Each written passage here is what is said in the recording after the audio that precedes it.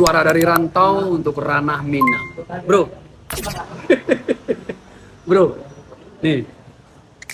Gue mau nanya sama lu. Ya, Kan ada tuh aktivis dia dari mahasiswa ya, kuliah terus dia Ya. aktif Ya. menyuarakan suara-suara rakyat segala macam ya, berdiri di atas kebenaran ya, dan pada akhirnya di ujung-ujung perjalanan karirnya setelah tamat setelah warawiri mencari pekerjaan dia bergabung ke dalam sistem, dia bergabung ke dalam sebuah instansi ya, yang mana itu menjadi target utama pas dia menjadi aktivis dulu gitu. ya, Akhir-akhir ini dari beberapa BEM di kampus Sumbar kan juga sangat vokal tuh Ya. untuk menyuarakan demo terakhir ya kemarin.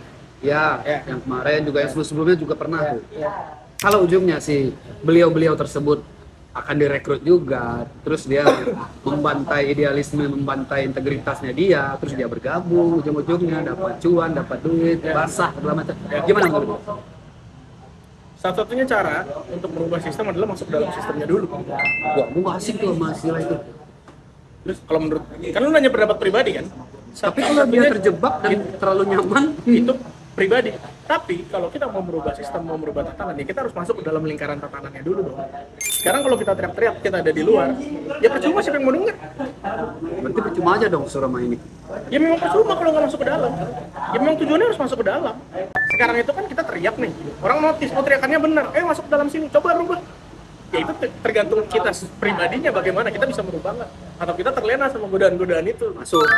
Dan kita Kalau kita terlena ya kita jadi yang kayak gitu, tapi Ya. kalau enggak, kita Terus ada sampai lagi? nawa atau nawa itunya sudah memang ingin merubah ya pelan-pelan, karena nggak mungkin nggak bisa berubah, pasti bisa berubah walaupun tekanannya besar kanan kiri, walaupun iming-imingnya besar kanan kiri, tapi kalau mau berubah sesuatu ya kita harus masuk ke dalam situ dulu dong. Karena sistem pemerintahannya begitu, kalau kita mau merubah sesuatu ya kita masuk ke dalam, nggak boleh kita teriak dari luar. Kita harus masuk ke dalam lingkaran itu dulu, entah itu jadi politisi, entah itu masuk ke dalam parpol, entah itu jadi pemangku kebijakan, baik legislatif maupun eksekutif, tapi setidaknya kita di dalam situ, baru kita bisa ngomong lebih banyak. Terlepas itu zona nyaman, terlepas itu ada kanan kiri, terlepas itu ditawarkan sesuatu, setidaknya masuk dulu ke dalam, bisa nggak? Kalau memang bisa ya lanjut, kalau memang enggak ya keluar, sebelum dapat godaan, karena kalau dapat godaan, terlena sama godaan itu, niat dulunya yang pengen begini-begini nggak akan dicapai. Tergantung. Itu tergantung pribadi masing-masing, tapi undang-undang mengatur mau masuk, mau merubah ya masuk. ikuti sistem, Ikuti sistem. ikuti prosedur. Iya.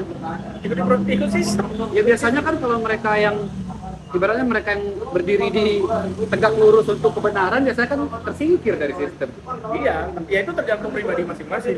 Toh ada juga kok yang enggak. Toh ada juga yang membantu sekarang masuk ke dalam sistem. Coba kita lihat. Lumayan lah pembangunan di Sumatera Barat, BTS jadi berapa? Lumayan.